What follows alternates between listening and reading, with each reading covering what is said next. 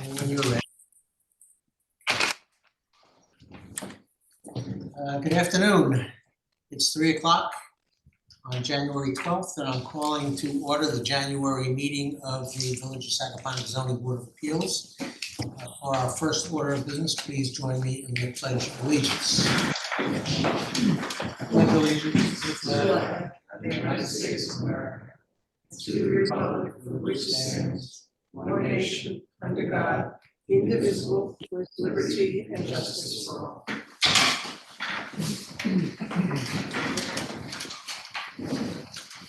Okay, I will entertain a motion, if everyone's had an opportunity to review them, to approve the minutes from the November 17th meeting. We didn't have a meeting in December. Richie, you want to make a motion? Second. All in favor? Aye. You can put the minutes in the minute book. And we will move on. There was no old business on the agenda, so we'll move straight to new business. And I see we have an anxious and ready applicant here, right? This is the application of Norman and Jane Albert for 239 Hedges Lane. It's the first application of 2024, and it relates to the property at Batteries. And it's seeking an FAR area variance for a less FAR. Kieran? Hi, I'm Kieran Pate Murphy. I'm the attorney for the owners, Norman and Jane Albert, if I may just put the survey down.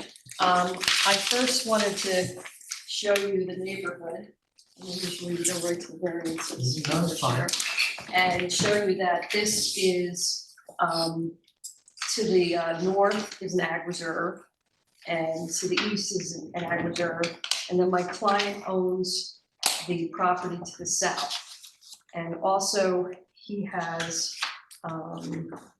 Your client owns the property to the south of the subject property? yes. Oh, okay. Okay, so it's undeveloped. So anyhow, he,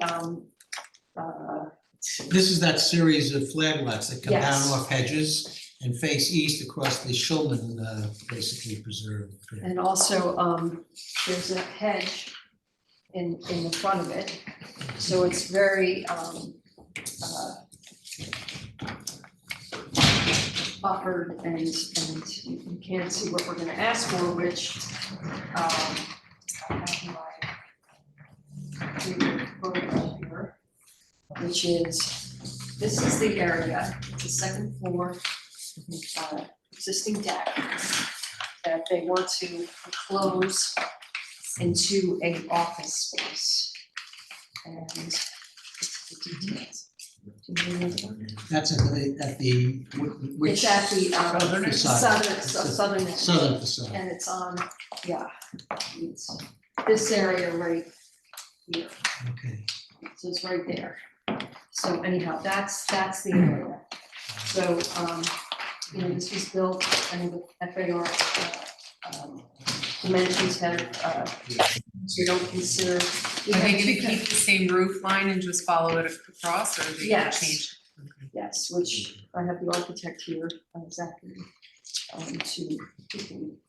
We'll get to explain to that, and we'll get to that. So I just want to mention that, yeah, so we're just creating an office. We're not the physical impacts. There isn't, it's an office that's right next to a bedroom, so it's not an area that is going to create, it's going to be enclosing an area. And that we're adding 1,642 square feet to cover up this area. And the code allows only 985 square feet. So that's about 66%. But the livable space is only 332 feet because we have the existing fireplace is gonna, I mean, the chimney, I guess the fireplace is downstairs. And so the total principal building area is 7,550 square feet. And we're proposing 8,270 square feet. So that's a difference of 722 square feet. If you include the flag lot, it's about 10%. And without the flag lot, it's 4.5%. And I think if Zachary would like to come Sure. up and show you just how it's gonna look. Because the other side, yes. You really should speak from here. Sorry. Oh, okay. I'm Zach Kleinhan, the architect for the Alberts. Just in reference to the point about the percentages, when this house was permitted and approved, you could include the flagpole in the FAR calculations, and now they're not being included, so it kind of just throw off the numbers a bit. But really what we're proposing is to add 332 square feet to the existing structure. And maybe we can show. Sure, and so just to emphasize what we're doing as far as the look, there's a shed dormer that's on the north of the existing house. If you go back to that page, yeah, that's perfect. So we're just gonna take the look of the existing dormer on the right and add it over to the left. And it doesn't change any of the footprint of the house. The chimney will stay, the deck just really needs filled in with flooring and can be turned into an office. And then you have another shot. And I believe on the other page, if you scroll down, you can see the other side, but that really helps. That's the section cut through. You can see the person. Average size.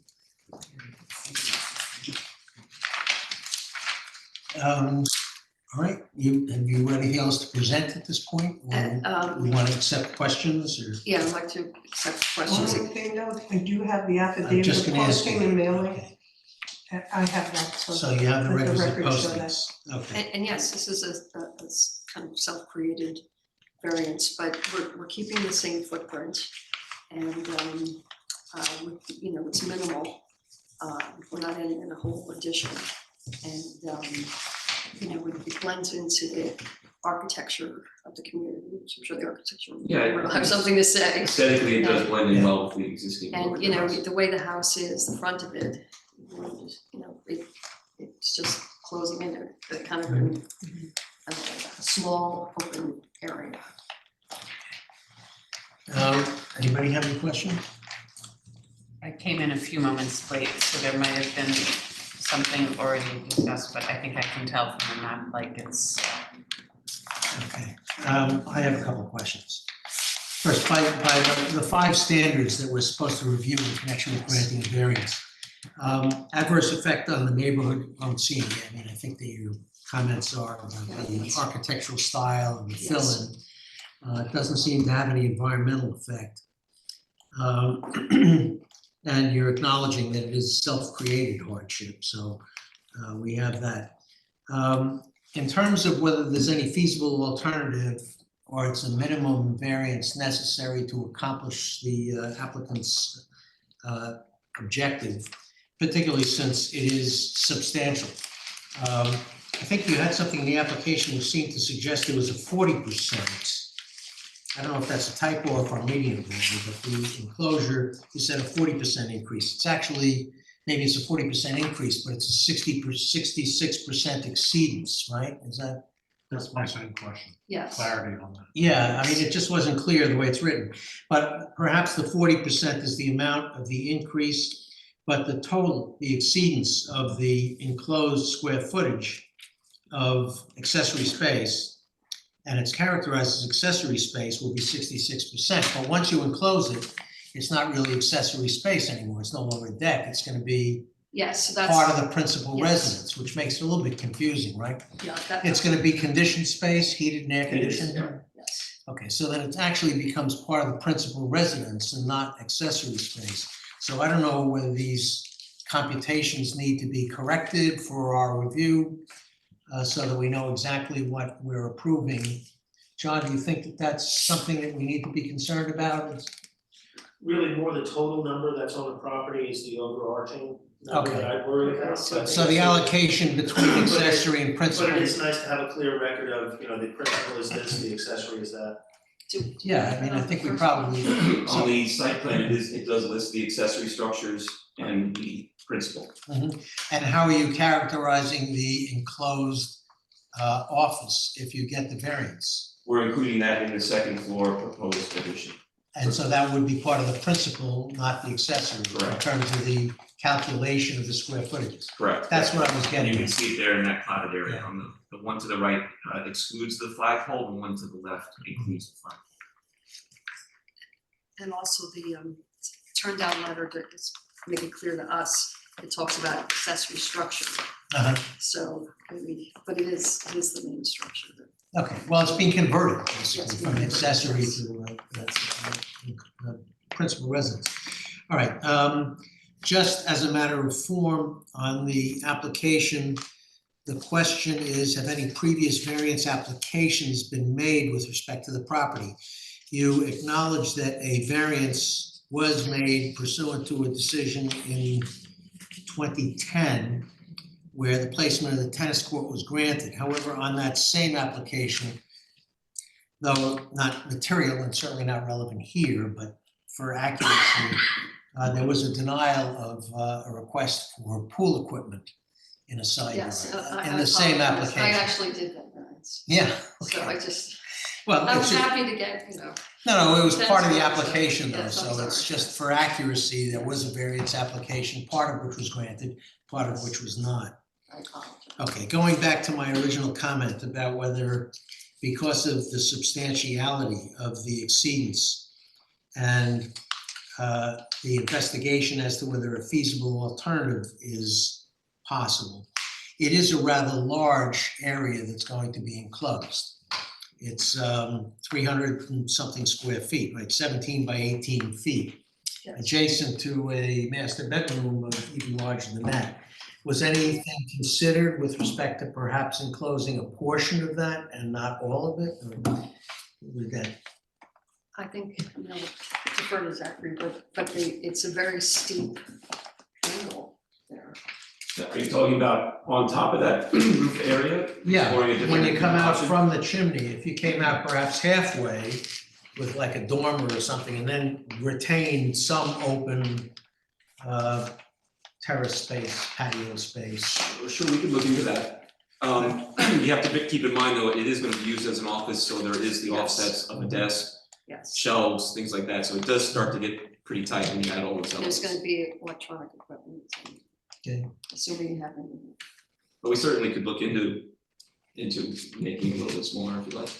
Well, it's something to consider. I'm not insisting that you do it. I'm just curious to know whether they explored since they're asking for the variance, which is substantial, whether they considered something lesser or Yeah, no, they found that it wasn't suitable or something. it is substantial, but also, it's not a big basic flat deck.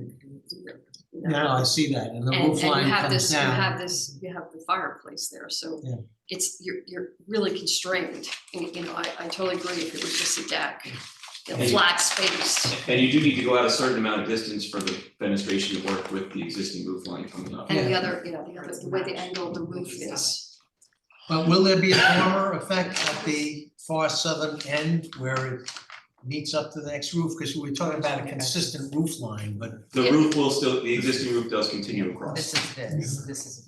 at the same slope. The same. They do match the same slope Yes, on the other and the same side. head heights as well. Yes, So But it's that's sitting showing as- the dormer, that's showing. Yes. That's what we wanna do. that's Yeah, what, okay, what's so gonna be there. We it's wanna not, bump this up and. yeah, it's not the same slope. No, Okay, it's that's not the what same I wanted a clarification of.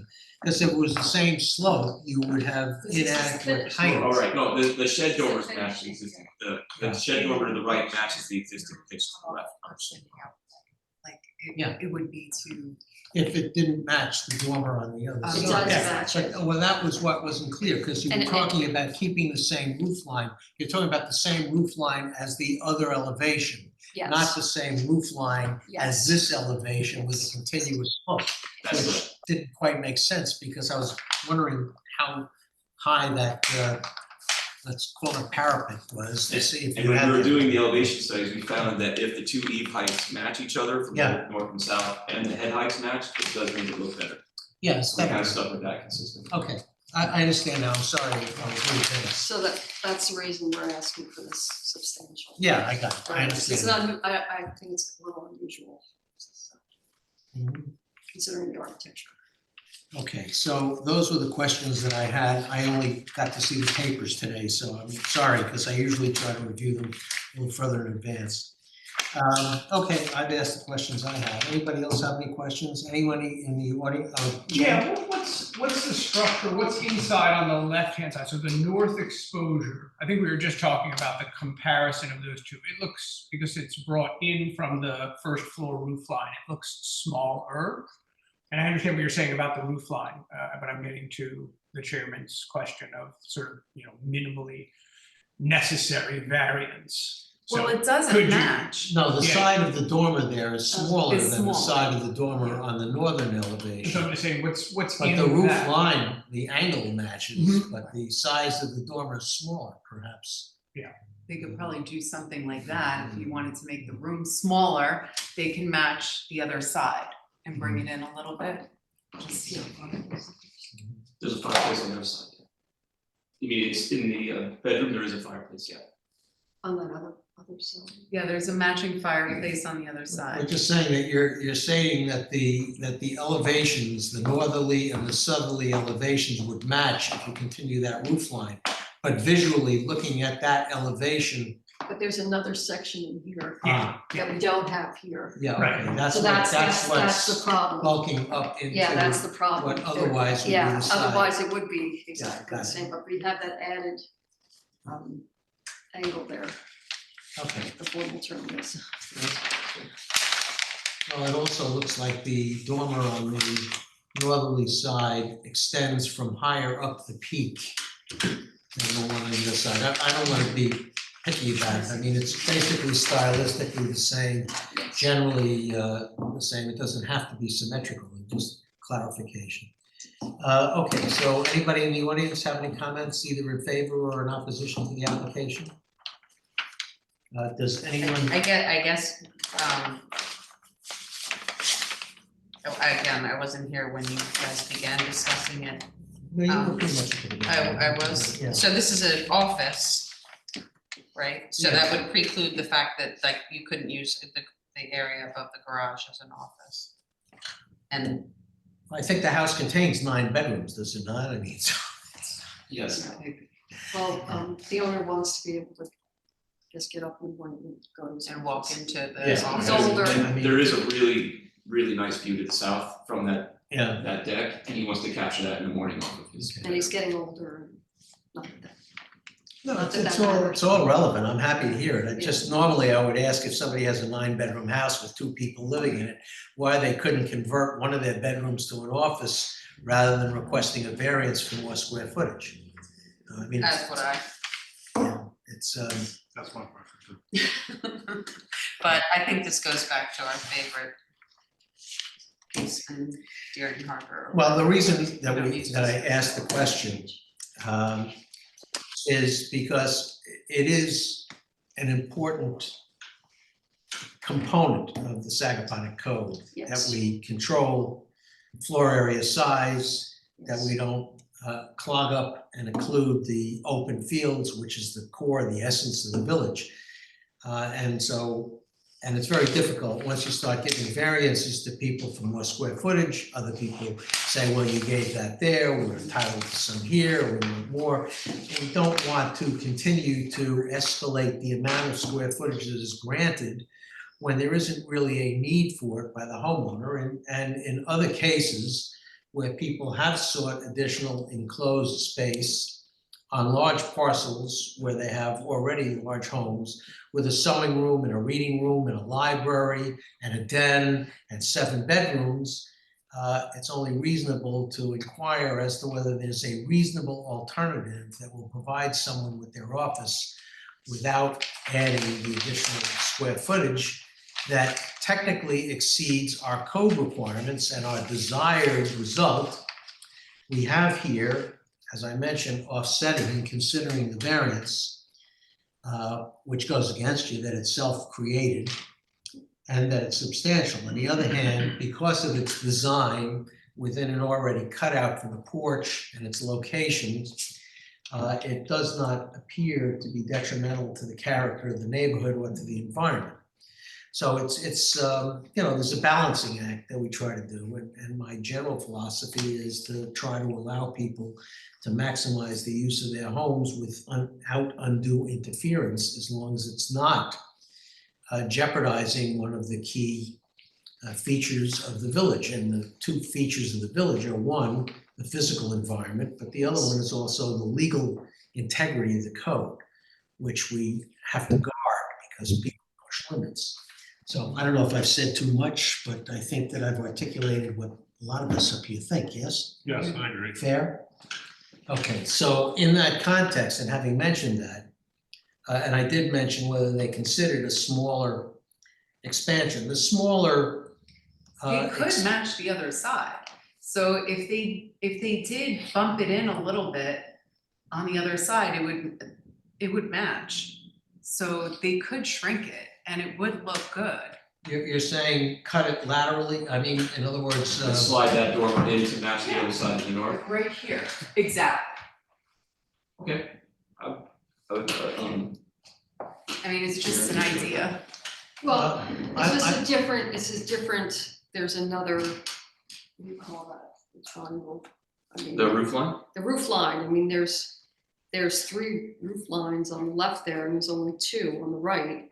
And again, this is something that it's hard to use as a Yeah. precedent because it's kind of sunk in and it has this big chimney, so it's not gonna be hard to use as an example. well, I see that, but for example, it could be expanded out with the dormer on one side of the chimney or to the middle of the chimney, say on the easterly side, which would afford them the view to the south that you're talking about, and still a substantial office side, and still leave an open terrace on the westerly side of that southern extension. Now, I'm not designing the extension, and I don't want to impose my view as to what they should do.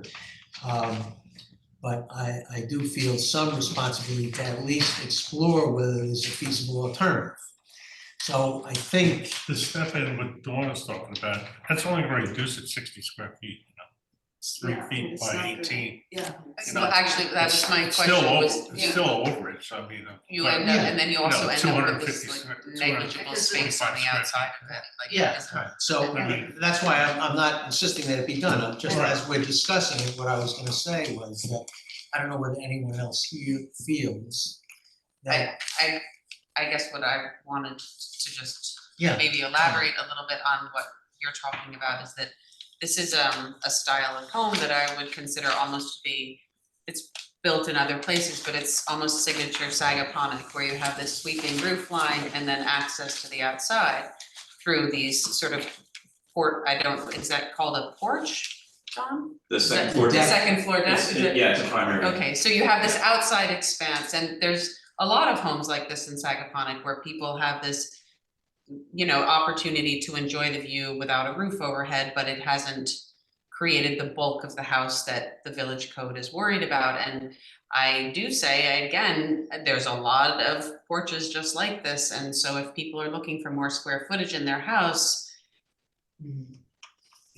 And this is. the first one, not the first one, I don't know if it's the No, first one, but- but I'm just saying that when we talk about doing violence to our code, I think that it's just the importance of that office being proximal to the bedroom for the owner's comfort, all those things might be brought into the equation we have, but I would just say at this moment, looking at a home of this size with this number of bedrooms, asking for overage in the village could present the zoning board with quite a few more applications just like this. And maybe it's totally fine, because it doesn't, again, it's not really increasing the volume of the house that much. But it is technically, but I think the architect has pointed out why in some ways it's not. Plus, it's a small lot, it's less than 2 acres, it's an acre and a third, and Is this single, these are separate, even though it's the same ownership, so Yeah, somebody, he owns the second one, and then the other 2. but this is sides. a develop, this is actually a house lot, and then this is an ag reserve all the way Yes, around, the other yeah. around, so, and then he has, Oh, this is another house lot. no, the one to the north is, it's a reserve, I believe, isn't it? No. Yes, it's a reserve. Yeah, this I is know the, what- this I know is what the set entity aside. is Yeah, this of is the- reserve. This is the sacred subdivision Right. and it juts up along, It's- yeah, no, this is all I But the- reserve. But the lot to the south, south. where this would be, where the dormer would be facing, is a single and separate lot that can Yeah. be sold and developed on Right. the property. Right. Okay, again, it's not a terribly offensive addition, either aesthetically or in square footage itself. But it does implicate the, the granting an exceedance for the code when there are feasible alternatives.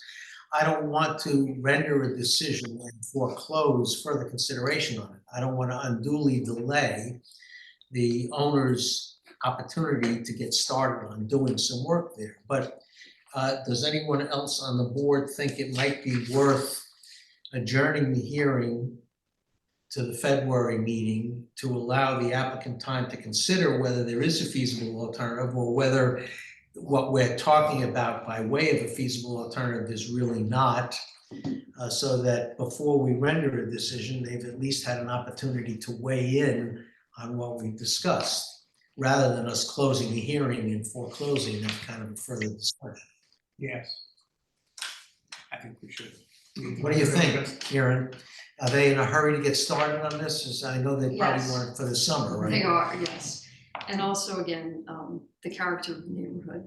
Yes, there are other houses similar in style, but how many border an agricultural reserve on two sides? Mhm. And he has, and it's a flag lot, so it's not like it's on Hedges Lane, and it's got a 20-foot high hedge in front of it.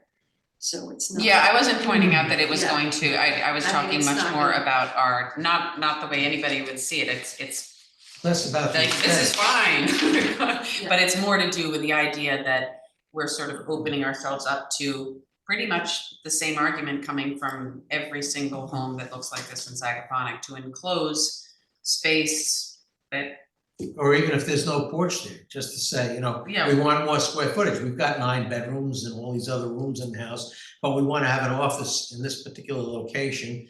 And we need more square footage, which is going to exceed what the code allows. We already have. Yeah. We already have the floor space.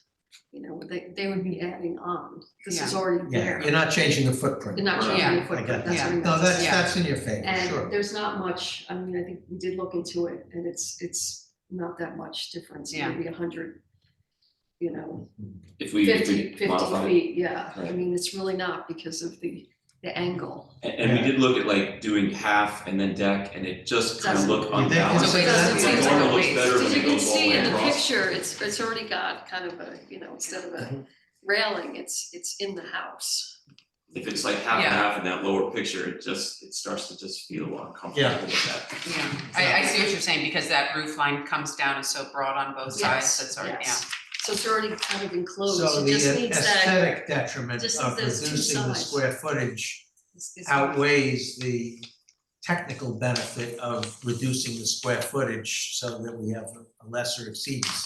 yes. Well, okay, so I think that's, a reasonable comment also, is that there are trade-offs. Yes. There would be a cost, both in aesthetics and in convenience to the owner of the property if we were to require or request a reduction in the size. And I acknowledge, I mean, this is one of the most beautiful areas and it has historic structures and I grew up out here and you do have to guard the code. And I think in this particular, and I asked for the smallest, I'm not coming here unless we have the smallest. Don't come addition. back on behalf of another applicant. Yeah, no. Okay, I didn't say that, but no, seriously, it does matter. And, Okay, so just to give you an example, you may recall and you may not, but a number of years ago, Mr. Renner came seeking a variance from us to put in additional bathrooms and a spa I was here, out at actually, I the heard that, swimming pool. I heard that. Now, he's got 100,000 square feet on Yes. the roof and he's got 62 acres and he was asking for another 1,000 square feet. Well, a lot of people were very offended by the notion that he would ask for 1 more square foot. Yes, But in fact, the adequacy of the bathrooms facilities out at the swimming pool, which was quite distant from the house, warranted having, more facilities out there. But he reduced the amount that he was requesting. We said, don't you think you could find a space for the Pilates studio somewhere within the other 100,000 square feet, which he did. And don't you think you could reduce the size of that bathroom from being like, an 800 square foot bathroom to a 400 or something? And he reduced the size of the variance, and we granted the variance, and everyone seemed to be happy because at least there was an effort to acknowledge, even though nobody could see the difference, Yes. hedged in on 62 acres, Yes. whether it was 600 feet or 900 feet that we Yes. granted. I mean, and I think it was really important that we did that there. Here, it is different. You don't have as much land. You don't have, it's already an open porch. But I think it's important to be on record that we don't Yes. favor granting excess square footage enclosures without some substantial justification, some real need for it, as opposed to just because people want them, so. All right, if everyone is satisfied with the record, I would entertain a motion to close the hearing. Otherwise, even though it might take them another month before they can get underway, if you think it is worth having this explored as to whether a reduction would be a fruitful alternative, having discussed the diminution of both the aesthetics and the convenience of the room, I would entertain a motion either to extend the meeting, adjourn the meeting to the next month, or to close the hearing. You want to get a sentiment of the people on the committee here? What do you think? Should we close the hearing? Close it. Close it? Marilyn? I think that the architect explained that they did sort of bat around other ideas before settling on this one, hoping that we would arrive at the same conclusion. Is that? Yeah, and we looked for Yes. another room up on the second floor, and the family still inhabits all those bedrooms up on the second floor, so it would be forcing him to go down the stairs and try, possibly going down into the finished basement to make an office. Mhm. So we did settle on this area as being. Okay, well, it's good to have that in the record. Yes. Jay, anything? We're ready to close the hearing? Yeah, as I said earlier, I probably would remain in favor of adjourning it, and just looking at other alternatives. Understanding you've done that, but just to be as thorough as we possibly can. I do think it's important, so I'd be in favor of that, but certainly. You think it's worth extending the meeting, or should we close the hearing? Do we have enough on the record here as to the exploration of feasible alternative, among other things, and whether it's the minimum required? I feel like if they already explored everything else and they wouldn't be happy with anything else, then we should just close it. Okay, then I'll entertain a motion to close the hearing. I'll second. Second, all in favor? Okay. Aye. Okay, so we will close the hearing and we will render a decision by the Thank next you. meeting. And Thank you, Yeah, I thank you appreciate so your much. time. thank you for your Thank time. you. This one yours. I didn't take anything in my pocket. Okay. You guys speak. I would like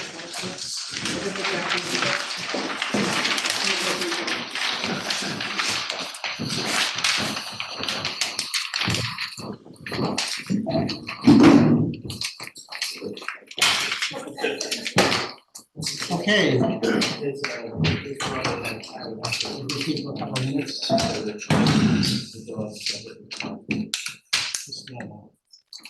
All right, we're going to move on to the second item of new business today, which is the application of Peter Ozerski Revocable Trust, 2005 Revocable Trust, pertaining to 871 Sag Main. That's application 2 of 2024. This is also for area variance for FAR.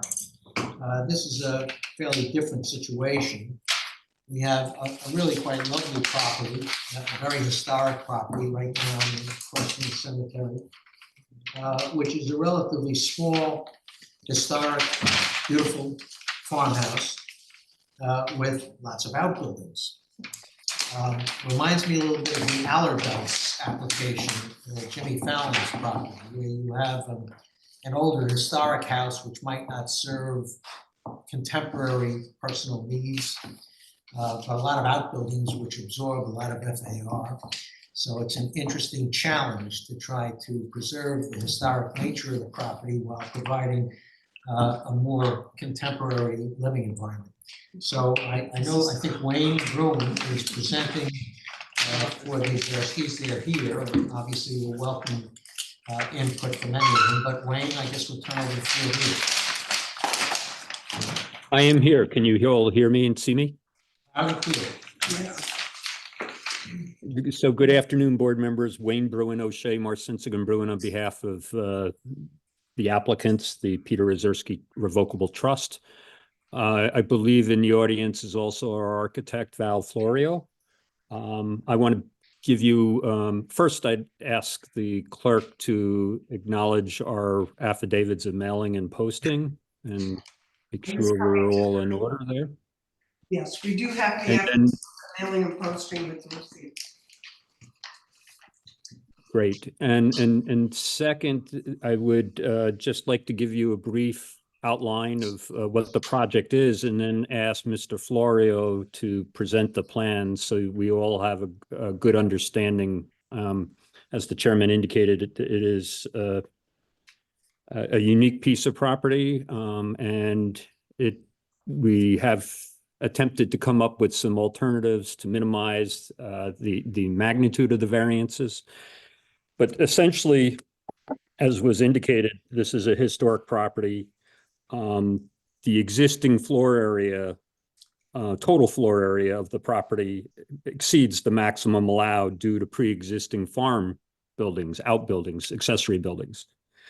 The applicant would like to expand the dwelling to allow more livable floor area consistent with the size of dwellings in the neighborhood and throughout the village on similarly sized lots, while maintaining most of these accessory buildings.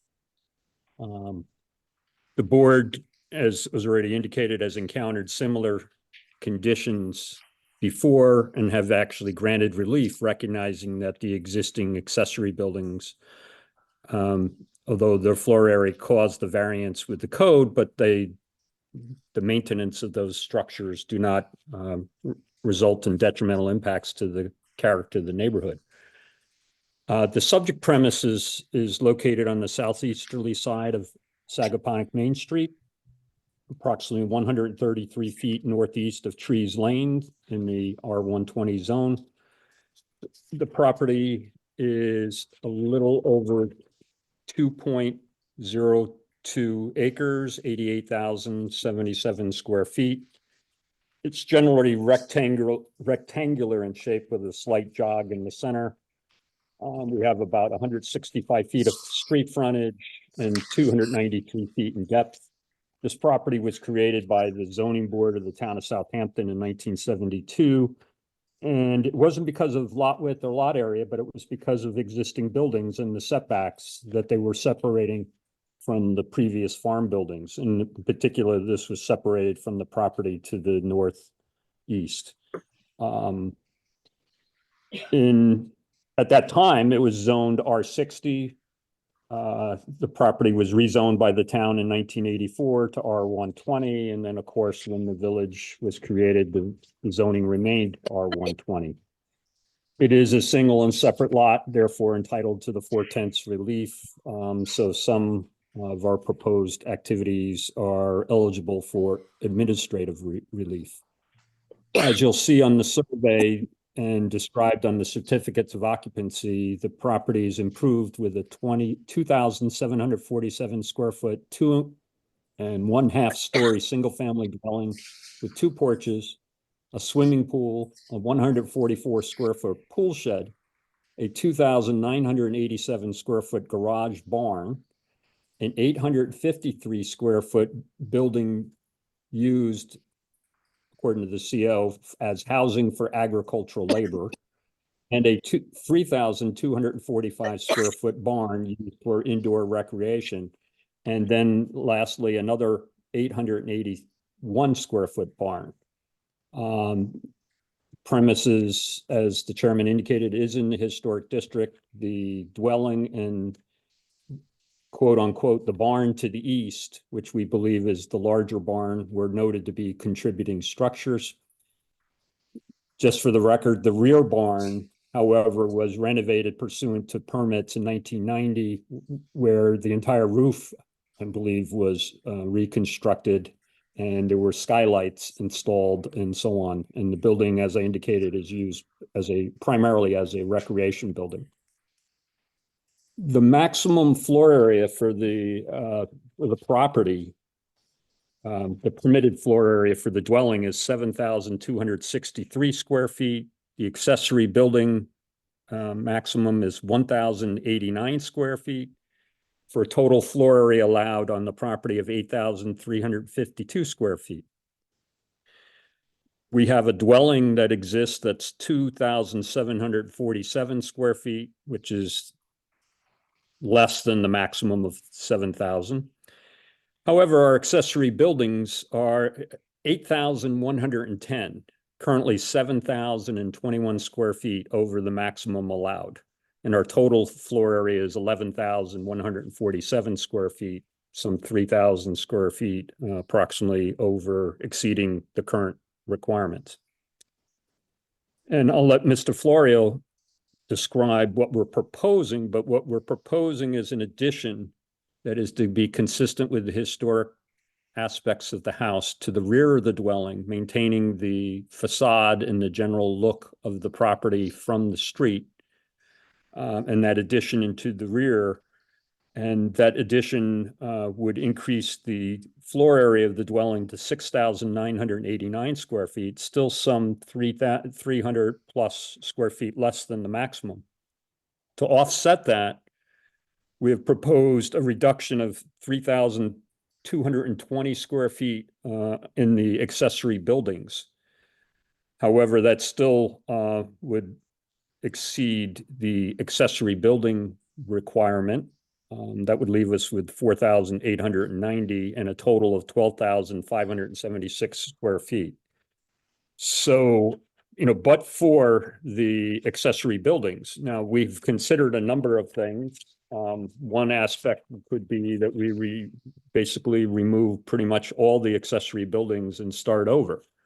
But we believe that the context of the historic nature and look of this property, we thought the village would want us to maintain these buildings in a general configuration and or reduce them accordingly. One of the other things, so there's two variances requested. One is the total floor area requirements. The other is the one building barn that is 881 square feet in the northeasterly corner, which is adjacent to the area where the dwelling on our northeast is located, is going to be relocated and repurposed as a pool house next to the new pool behind the addition. And so we were attempting to keep the buildings and repurpose them. By doing so, right now, it's literally a couple feet off the property line. We intend to increase that 3-foot setback to 6-foot setback, but it's still less than the required. So we're also asking for that setback variance for the relocated. So that's the nature of the variance request, but I'll let Val, if he can, walk you through what our proposal is, and then we can have a discussion. We can also review our petition and the 5-part test that we have presented as well. Okay, Val. I am the architect and Val Florio from Sag Harbor. Do I need to be sworn in? No. Okay. As a former zoning chair, we usually swear in if you're not an attorney, but as Mr. Brune has very eloquently described, we are seeking FAR in terms of the spirit of preservation. I've been before the Architectural Review Board to get their general, they can't give a determination, just I asked them, what do you think about this project in terms of the addition? And so with regard to the overall size of the house, we are well below the maximum allowed. And what's driving the request for the FAR here is these outbuildings, of which there are 5. One is a pool cabana, which is non-historic, it's gone. So it's a reduction, but we have other structure on the property. As I had done with the Domkowski farm years back, which is located on Narrow Lane East, there were a mix of various different structures, and in keeping with the sort of agricultural feel of Sagaponic in terms of the history, the request at that time was to say, could we please keep these buildings to maintain the character of the village in terms of that history. And so the board found that a favorable request in terms of mitigating the request on this property. As Mr. Green had said, and I can walk you through, there are 3 barns of which we would like to keep on this property. One being repurposed as a pool cabana. There are 2 larger barns to the back of the property. One to the furthest east is identified as historic. It's landmarked.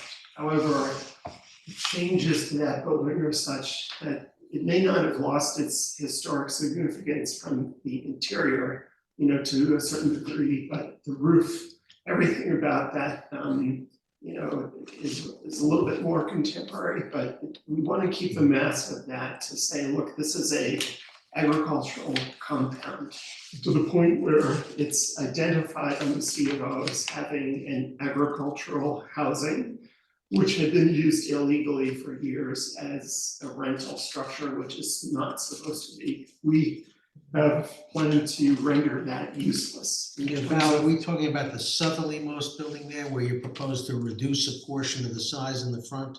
We're not talking about the one on the very easterly border of the property that you propose to move up to the pool house. Could I please approach? Sure, yeah. Yeah, so the 2 largest barn structures, I'll move out of the way so you can see, is the central barn here. Yeah. And we're taking a significant amount of square footage from this. This is not identified as contributing. This is the contributing.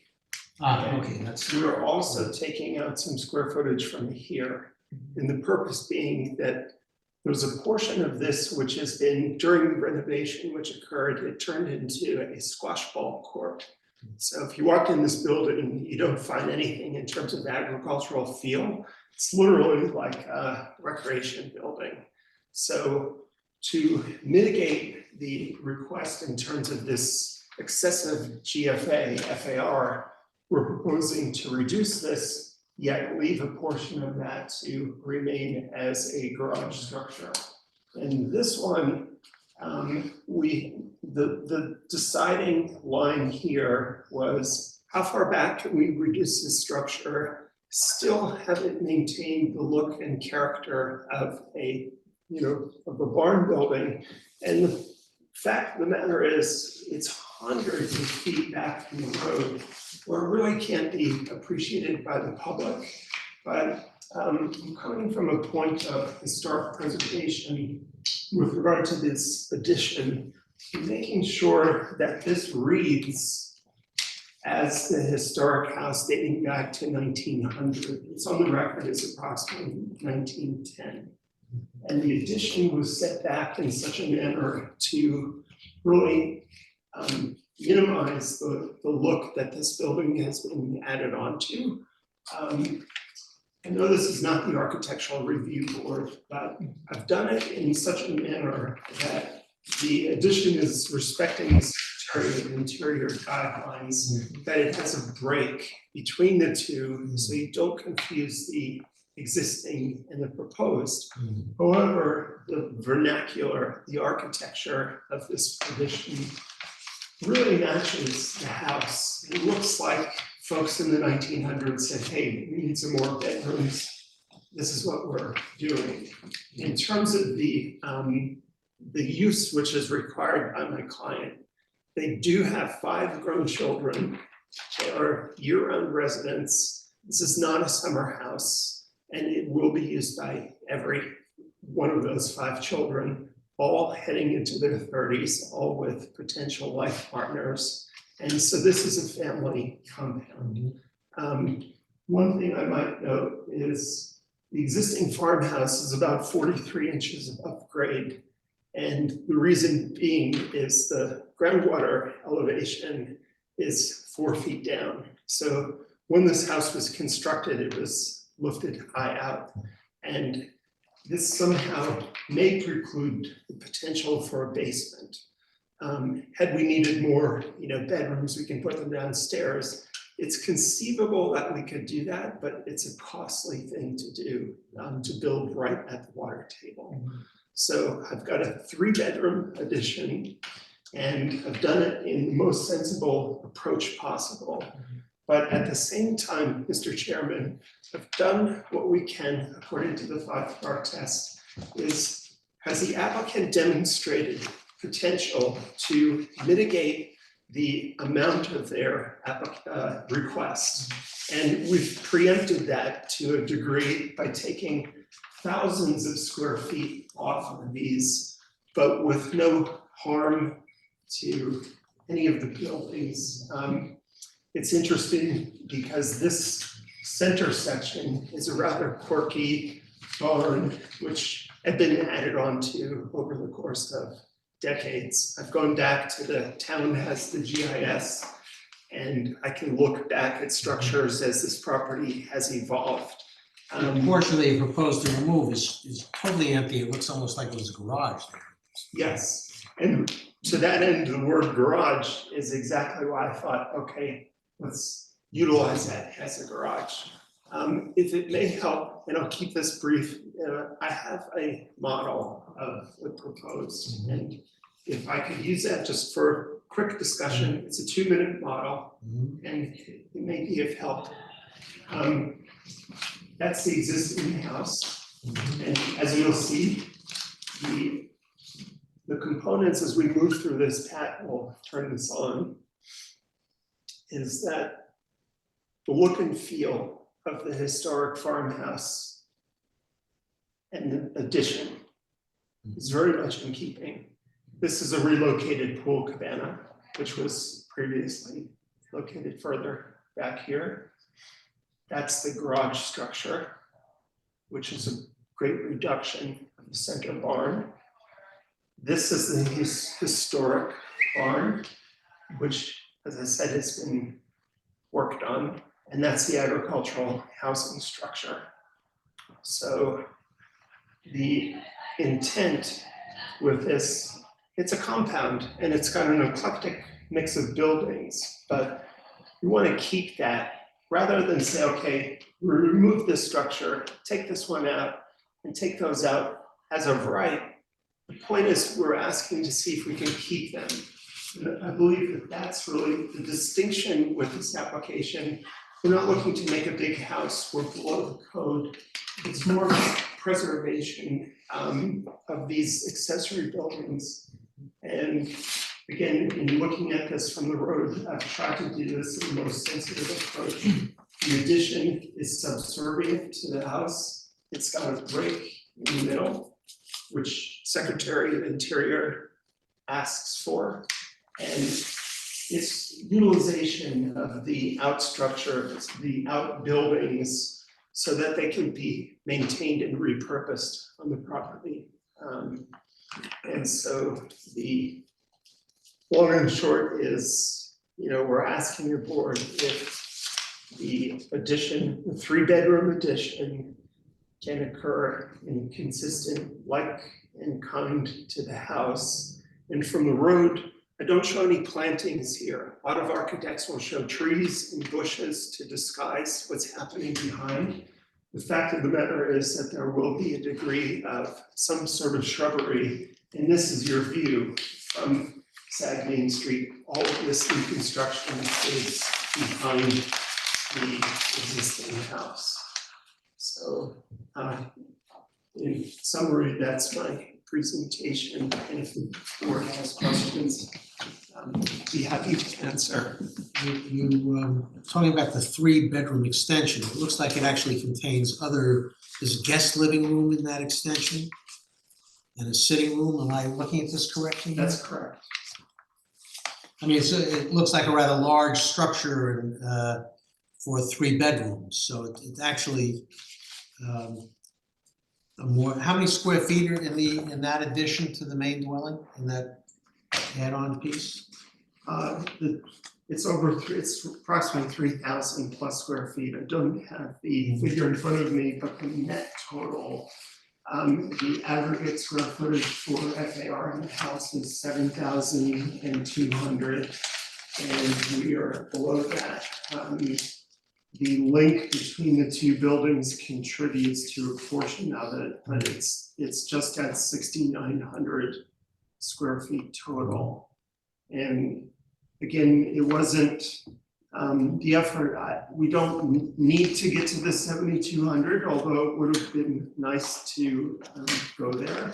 But to your point, Mr. Chairman, the water table is such that I don't believe we can put like a lower level living room in this house or something to that effect.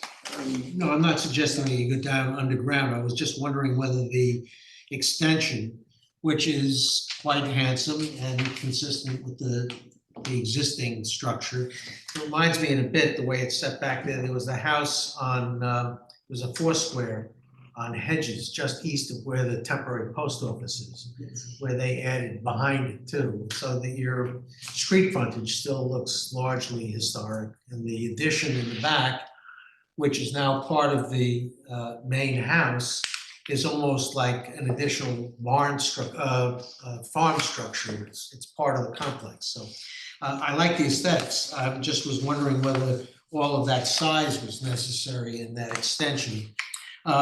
Not that the main dwelling, even as you propose to extend it, is excessive in Sagaponic in terms of sizes of houses, and it's less than would even be permitted on the lot. Just wondering, taking it to the context with and appreciating that some amount of square footage has been removed from the accessory structures, not so much as to destroy the historic farm feeling, but at least a substantial amount to try to get down on the square footage. I mean, all of that makes sense to me.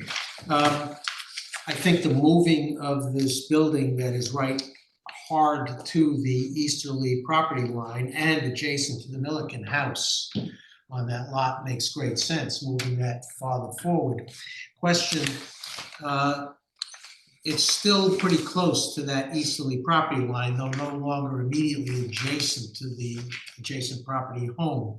Is there any reason that it's lined up that way? I mean, the proposed swimming pool, is that centered or something? Or could that possibly be moved a little bit to the west so that it's not only 6 feet from that property line? It could be. It's gotta be moved south. Yeah, it would be moving more towards To the southwest. Right. Yes. It's moving in a direction which is actually in a straight line, back towards the house. So the setback, as the house mover would lift this, they could literally move it anywhere. Once it's on wheels, the thing can move anywhere. However, there's an existing pool. But this is a new pool that you're putting in.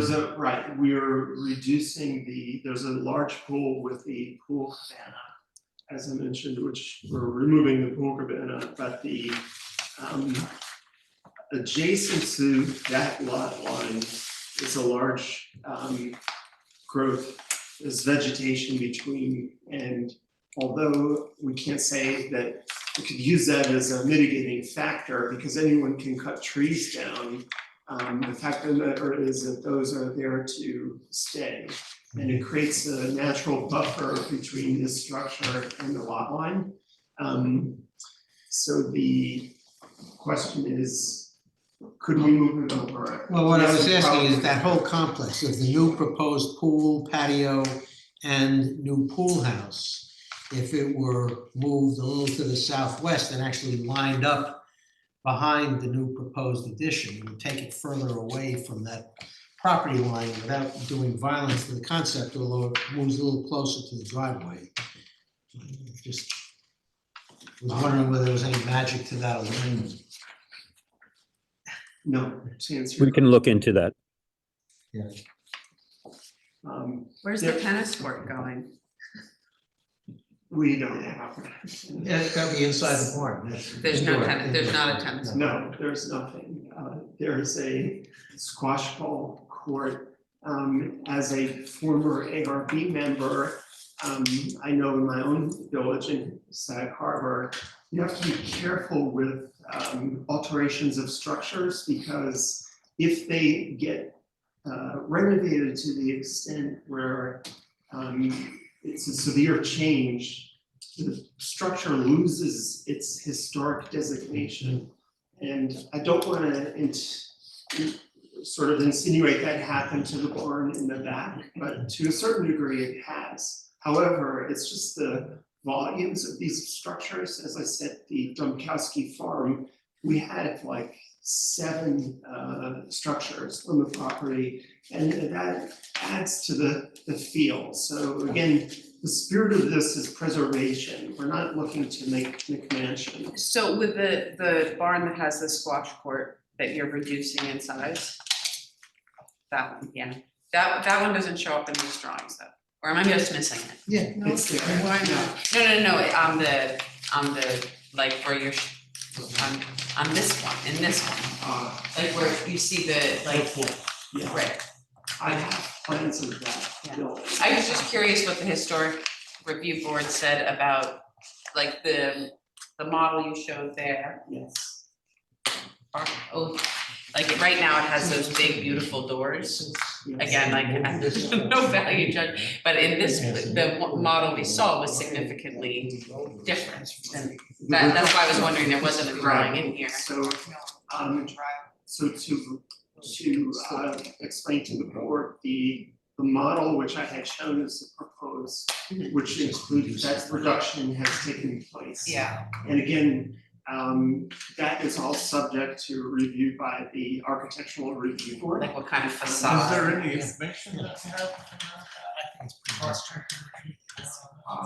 We have meeting minutes, but I'll say. There's minutes, but there's no letter from They them. had no. Yeah, it's not possible for the architectural review board to comment. However, they can react with, Oh, they you can know, comment. they can, well, they will Oh, they eventually. have. But On this one. the reaction is that if this board felt that we've overreached in terms of reduction at this time, I don't want to say, hey, can we keep the entire barn, or do we have to do this reduction? This was just done to preempt the fact that we've got excessive FAR, and it's an effort to show, like if you had said, Mr. Chairman, please reduce, where can you reduce? We're trying to do that in advance of that question, and so that's where this is coming from. If you said there's excessive FAR on this property and the building which we're using as a pool cabana had to be removed, we could say, okay, that goes down. Or the agricultural housing building, however, we don't want to do that. And so it's really not so much a request for a very large house, it's more, can we please keep these buildings? And so that's where this differs from an applicant coming before the board and saying, I have a house at its maximum, now I want to start closing or adding on to it and increasing that FAR. This is more, can we please keep these agricultural buildings? What's the aggregate square footage on the entire lot now? The existing, The existing, principal and accessory. I don't. 11,147 square feet. It was 12,578. That's what they want. So, Right, you want 12,576. correct. Correct. And it's currently 11,147. With the addition to the house, it would have increase the total FAR to 15,000. Yeah. With the reductions which we're proposing to these barns, we're getting it down to Yeah. 12,000. Not to say that there's precedent in the neighborhood, as I mentioned with the Domkowski property.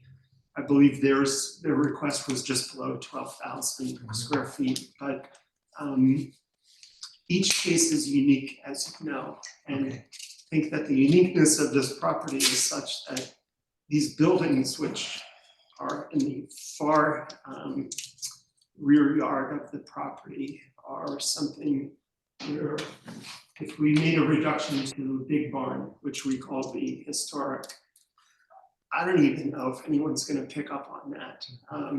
So I don't know.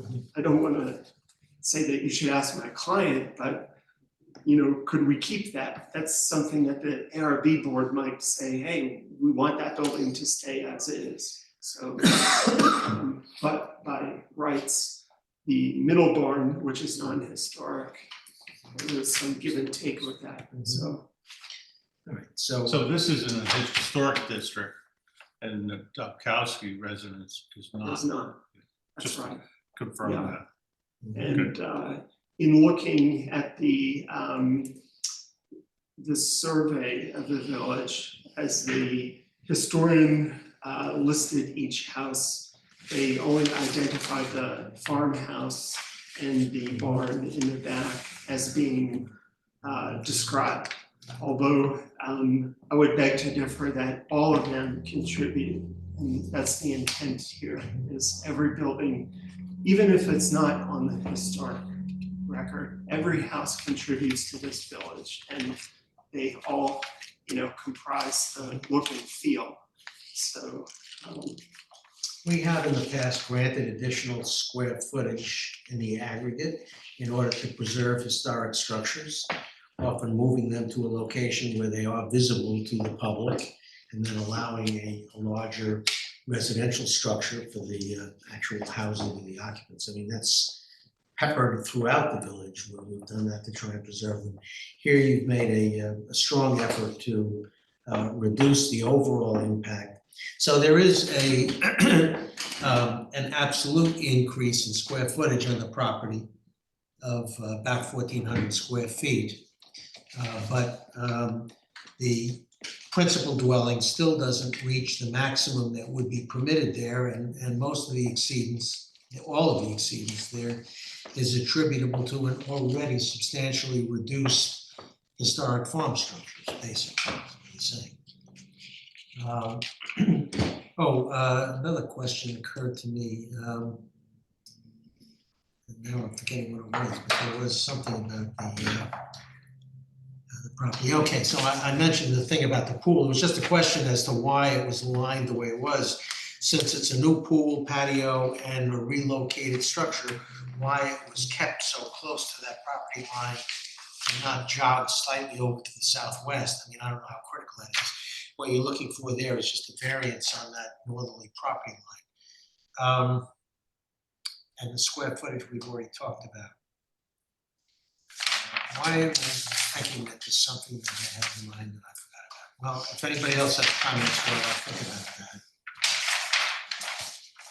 Anybody else?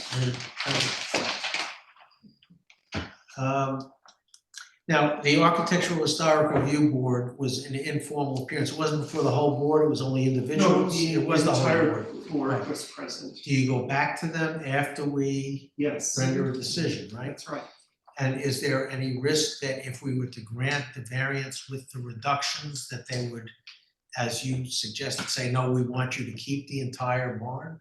That's, after we've granted a variance, that's not on the table anymore, is it? I don't see how we can do that.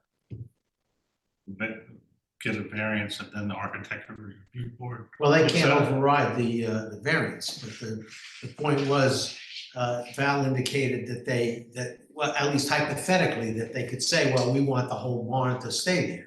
I'm surprised they don't have input now, is my question. Well, can I answer? Yeah, sure, yeah, please. So in an instance where a homeowner has the right to build a certain structure, irrespective of style or history, that board has the authority to deny any proposal if they don't like it.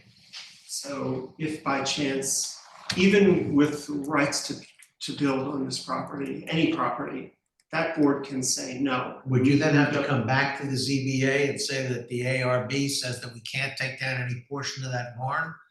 And so we have to reconfigure because our variance wouldn't allow us to build without taking down part of it? This is conceivable. Okay. So I think that's a good point, because on the one hand, what if they said no? Would we then be in a position to say they want us to keep that barn? Would have to come back. We'd have to change this request to say, look. Did you get any sense of the likelihood that that's something, or did they seem to be relatively comfortable with what you're proposing? Not to that extent. Yeah. If this board would feel more comfortable that we have that conversation, I think that's important. That we could conceivably, however. Well, it might help you with the AARB if you go back to them with the ZBA variance in place and say, this has been approved by the ZBA, can you live with it?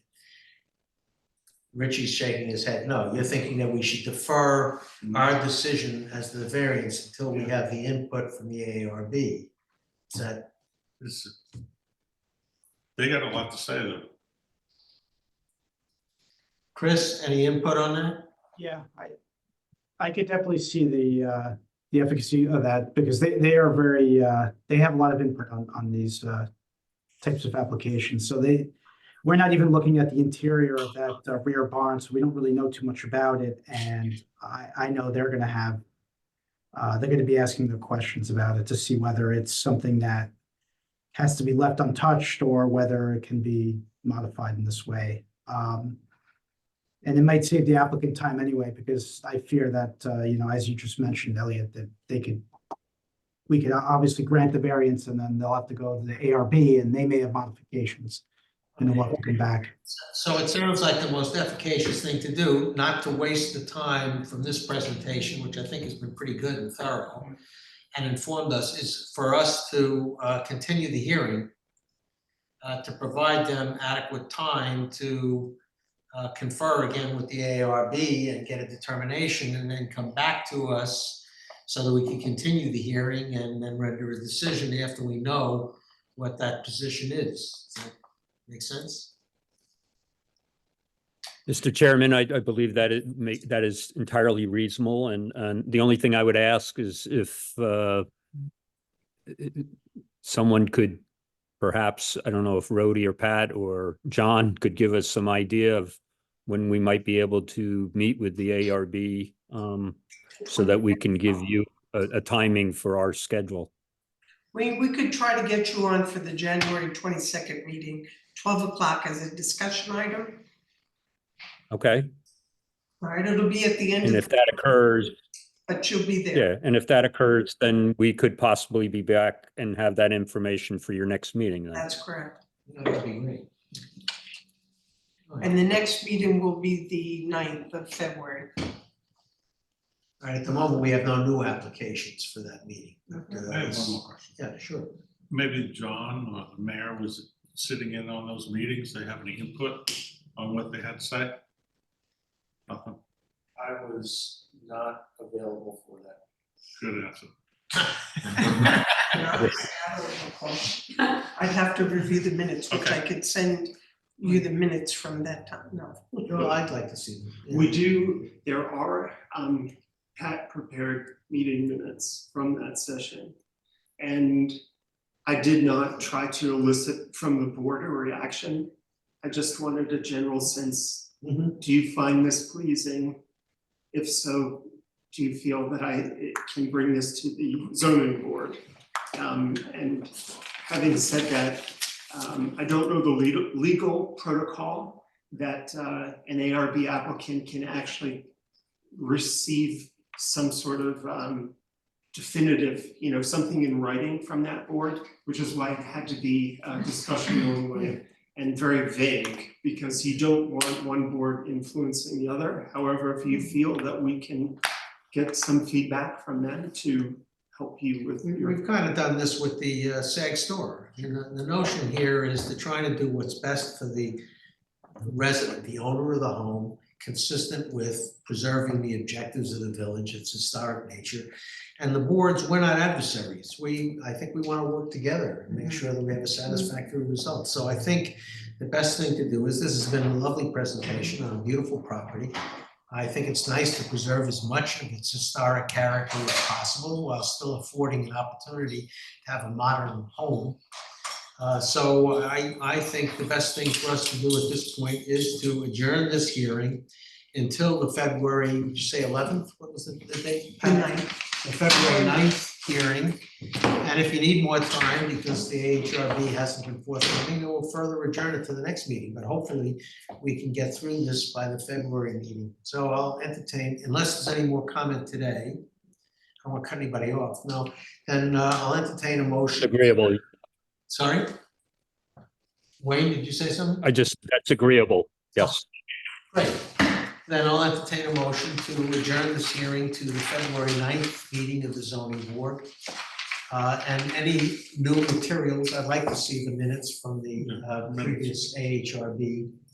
And if there is an AHRB meeting, I would like to see the minutes of that meeting, the January meetings, in time for our February meeting as well, so that perhaps we can wrap everything up at that time. Do they do Zoom too? They do. Oh, so we So can they even sit are, in and listen to that. Okay, maybe you can put us in on that too. Okay, any other comments? Then I'll make that motion. Adjourn, second, all in favor? Aye. Aye, all right, thanks very much, appreciate it. Thank you. Thanks very much. Thank you, board members. Thank you. I think that's our agenda for the meeting. We will entertain a motion to adjourn the ZBA meeting and then go into an executive session to discuss some pending litigation. So, motion to adjourn, second, all in favor? Aye. Aye, thank you. Meeting adjourned. And who's second? I did. Good meeting. Good meeting.